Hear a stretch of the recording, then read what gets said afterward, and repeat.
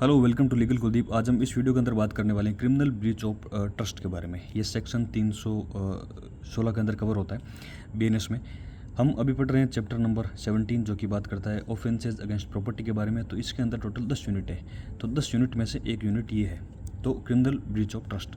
Criminal breach of trust और criminal misappropriation of property, criminal misappropriation of property और criminal breach of trust, इन दोनों के बीच में बहुत सारा कन्फ्यूजन होता है। तो सबसे पहले इसकी डिटेलिंग में जाने से पहले हम इन दोनों में एक माइनर सा डिफरेंस जान लेते हैं, ठीक है। तो criminal misappropriation of property में क्या होता है कि एक कोई प्रॉपर्टी होती है, वो मेरे को मिलती है, ठीक है। अब ये जो प्रॉपर्टी है जो मेरे को मिली है वो किसी भी तरीके से मिल सकती है, ठीक है। अब मैंने इसके ओनर वगैरह को फाइंड नहीं किया और ये प्रॉपर्टी मैं अपने काम में लेने लगता हूँ, ठीक है। और या फिर मुझे पता है कि ये एक पर्टिकुलर पर्सन है, ये इसका ओनर है, लेकिन मैं बता नहीं रहा हूँ और इस प्रॉपर्टी को यूज़ कर रहा हूँ, तो वो criminal misappropriation of property होता है, ठीक है। अब यहाँ पे क्या होता है, इस क्रिमिनल ब्रीच ऑफ ट्रस्ट के अंदर क्या होता है, इसके वर्ड में ही ट्रस्ट है नाम है ना। तो इसमें क्या होता है, ये जो प्रॉपर्टी किसी इंसान को मिलती है वो किसी भी तरीके से नहीं मिलती है, वो उसको कोई पर्सन देता है विथ ट्रस्ट, ठीक है, कि ये आप मेरी प्रॉपर्टी को इतने टाइम तक रखिए। तो ये जो प्रॉपर्टी उसको ट्रस्ट में मिली है, एक वहाँ पर एक फिड्यूसरी एक रिलेशन टाइप का डेवलप हो जाता है, उस पर विश्वास करता है, उसको ट्रस्ट है कि ये मैं प्रॉपर्टी इसको दूंगा। तो जब कोई आदमी ट्रस्ट करके, भरोसा करके, या फिर किसी भी मतलब वहाँ पर कोई फिड्यूसरी रिलेशनशिप है वहाँ पर,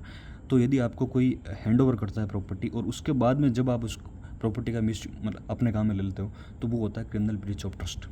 इसमें ट्रस्ट से देता है और criminal misappropriation of property में किसी और तरीके से प्रॉपर्टी मिलता है और वो उस ओनर को जानते हुए या फिर नहीं जानते हुए भी उस प्रॉपर्टी को काम में लेता है, तो वो criminal misappropriation of property के अंदर आ जाता है, ठीक है। अब बात करते हैं सेक्शन नंबर 316 के बारे में। सेक्शन नंबर 316 ये बोलता है, इसकी क्रिमिनल ब्रीच ऑफ ट्रस्ट को डिफाइन करता है। इसमें यह बोलता है कि यदि कोई भी पर्सन इंटरेस्टेड मतलब उसको सौंपा गया कोई चीज़ है ना,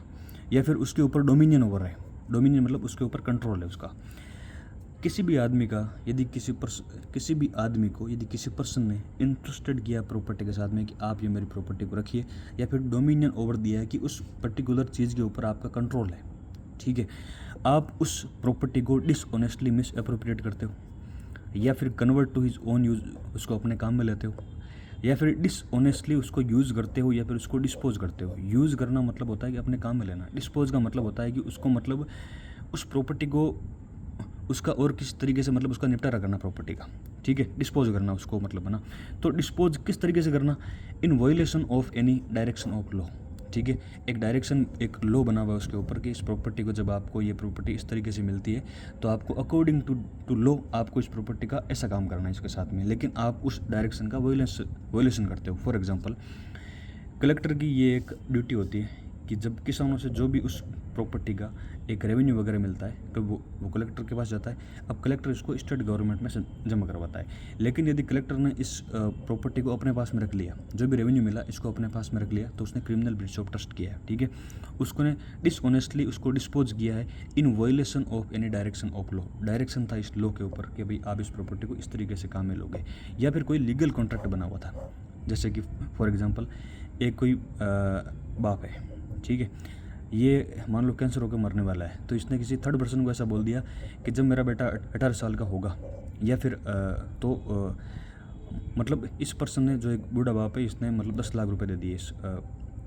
थर्ड पर्सन को, और बोला कि जब तक मेरा बेटा 18 साल तक नहीं हो जाता, इसका मतलब जो भी तू एक मेंटेनेंस वगैरह तू ही करेगा, और जितने पैसे वगैरह बच जाएंगे तो उसके बाद में तू ये सारे पैसे है जो मेरे बेटे को दे देना, ठीक है। अब इन दोनों के बीच में ये लीगल कॉन्ट्रैक्ट हो गया, लेकिन इस प्रॉपर्टी मान लो जो भी पैसा वगैरह दिया इसने इस बच्चे को नहीं देकर के खुद ही काम में ले लिया, तो उस कंडीशन में क्या हो गया, वो क्रिमिनल ब्रीच ऑफ ट्रस्ट का एक ऑफेंस हो गया। इन सब एग्जाम्पल में आप चीज़ नोटिस करना कि एक जो प्रॉपर्टी है वो किसी पर्सन के पास में जा रही है, तो वहाँ पर कुछ एक ट्रस्ट का एलिमेंट है, एक मतलब एक बिलीव का है कि मतलब इस पर्सन के पास यदि प्रॉपर्टी वगैरह जा रही है तो ये सही काम में लेगा, ठीक है। या फिर विलफुली सफ़र करता है any person so to do, मतलब दूसरा कोई आदमी उस प्रॉपर्टी के ऊपर मान लो छेड़खानी वगैरह कर रहा है, जैसे मान लो कि इस पर्सन ये 10 लाख रुपए दिए हुए थे, तो कोई दूसरा फोर्थ पर्सन है मान लो ना, वो पर्सन आकर के इस प्रॉपर्टी के मान लो पैसे वगैरह निकाल रहा है। अब ये जो जिसको प्रॉपर्टी दी है वो देख रहा है कि ये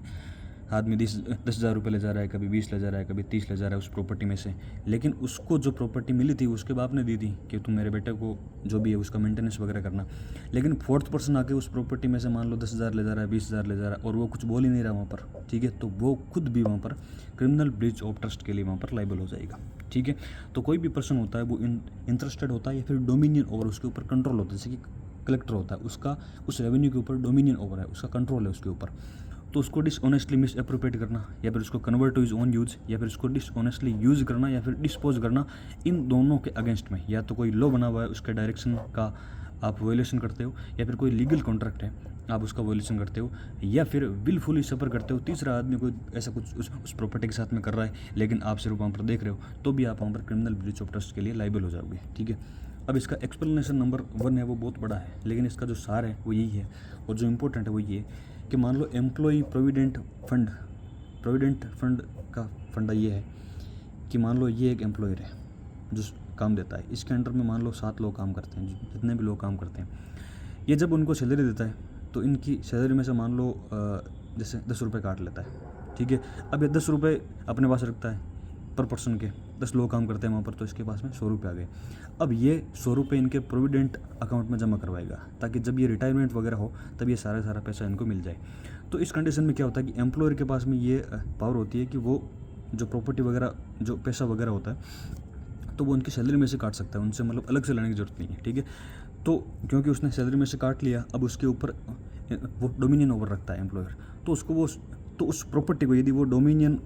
ओवर जिसके ऊपर कर रहा है उसको यदि उनके अकाउंट में सबमिट वगैरह नहीं करवाता है, उनके प्रोविडेंट जो फंड में उनको सबमिट नहीं करवा देता है, तो इसलिए तो इस कंडीशन में जो एम्प्लॉयर होगा वो वहाँ पर लायबल होगा। मतलब एम्प्लॉयज़ प्रोविडेंट फंड में जो पैसा जाना है एम्प्लॉयर के द्वारा यदि वो नहीं देता है तो इस कंडीशन में वो एम्प्लॉयर यहाँ पर लायबल हो जाएगा। और एक्सप्लेनेशन नंबर 2 ये बात करता है कि स्टेट इंश्योरेंस फंड, मान लो एम्प्लॉयर ने जो भी पैसा काटा है, ठीक है, तो वो कोई मान लो इंश्योरेंस के लिए काटा है कि इनका इंश्योरेंस वगैरह हो जाएगा ताकि जब भी वगैरह कोई एक्सीडेंट वगैरह हो तो इनको पैसा वगैरह मिल जाएगा, ठीक है। तो इस कंडीशन में क्या होता है कि जो इंश्योरेंस की जो एक प्रीमियम वगैरह सबमिट होती है वो वहाँ पर जमा नहीं करवाता है, तो वहाँ पर एम्प्लॉयर वगैरह वो लायबल हो जाता है, ठीक है। अब इसका सबसेक्शन 2 ये बोलता है कि जो भी person criminal misappropriation of ये क्रिमिनल ब्रीच ऑफ ट्रस्ट करता है उसके लिए क्या पनिशमेंट है। तो इसकी पनिशमेंट दे रखी है आइदर डिस्क्रिप्शन की इम्प्रिजनमेंट जो कि 5 साल तक की हो सकती है, या फिर सिर्फ फाइन भी हो सकता है, और या बोथ दोनों भी हो सकते हैं। सबसेक्शन 3 ये बात करता है कि यदि कोई इंटरेस्टेड प्रॉपर्टी किसी पर्सन को करी गई है और वो कोई कैरियर है, मतलब जैसे मान लो ट्रक वगैरह में कोई सामान भर के बेचते हैं, ठीक है, तो वो एक कैरियर हो गया ट्रक वगैरह में, या कोई वॉर्फ इंजर है, मतलब जो बंदरगाह वगैरह पे जो भी होते हैं, मतलब ये पोर्ट वगैरह पे जो कोई एक जो शिप वगैरह से माल उतरता है, तो उस प्रॉपर्टी के ऊपर किसी पर्सन का डोमिनियन ओवर है या फिर उसको इंटरेस्टेड किया गया प्रॉपर्टी के द्वारा, ठीक है। या फिर कोई वेयर हाउस कीपर है, मान लो कोई कोल्ड स्टोर वगैरह है, ठीक है, तो उसमें वेयर हाउस में कोई प्रॉपर्टी वगैरह पड़ी है और उस ओनर के पास में वो इंटरेस्टेड की गई है, लेकिन वो खुद यदि क्रिमिनल ब्रीच ऑफ ट्रस्ट कर देता है तो इस कंडीशन में उसके लिए पनिशमेंट दे रखी है इम्प्रिजनमेंट जो कि 7 साल तक एक्सटेंड हो सकती है और प्लस फाइन भी होगा उस पर्सन को। सबसेक्शन 4 ये बोलता है कि यदि कोई क्रिमिनल ब्रीच ऑफ ट्रस्ट कोई भी क्लर्क या फिर कोई सर्वेंट करता है तो इस कंडीशन के अंदर उसकी जो पनिशमेंट है वो आइदर डिस्क्रिप्शन की इम्प्रिजनमेंट जो कि 7 ईयर तक एक्सटेंड हो सकती है और प्लस फाइन, यहाँ पर फाइन भी साथ में है, मैंडेटरी है। सबसेक्शन 5 ये बात करता है कि कोई भी पर्सन कोई पब्लिक सर्वेंट है, जैसे कलेक्टर हो गया, उसके पास में वो जो रेवेन्यू आया है, तो कोई भी यदि पब्लिक सर्वेंट होते हुए यदि कोई क्रिमिनल ब्रीच ऑफ ट्रस्ट करता है, या फिर कोई पर्सन बिजनेस कर रहे हैं, ठीक है, तो बिजनेस जब कर रहे हैं तो उस बिज़नेस के लिए वो कोई पर्सन बैंकर है या कोई मर्चेंट है या कोई फैक्टर है या कोई ब्रोकर है या कोई अटॉर्नी या फिर एजेंट है, ठीक है। ये फैक्टर वगैरह ब्रोकर वगैरह ये सब के सब एजेंट ही होते हैं ना, एक दलाल टाइप में होते हैं ये सब। तो यदि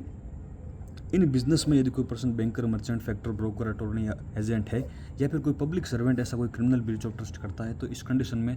एक जो इम्प्रिजनमेंट होती है वो आइदर डिस्क्रिप्शन की इम्प्रिजनमेंट जो कि 10 साल तक एक्सटेंड हो सकती है और प्लस फाइन इसमें होगा। तो ये criminal breach of trust complete हो गया। Thank you.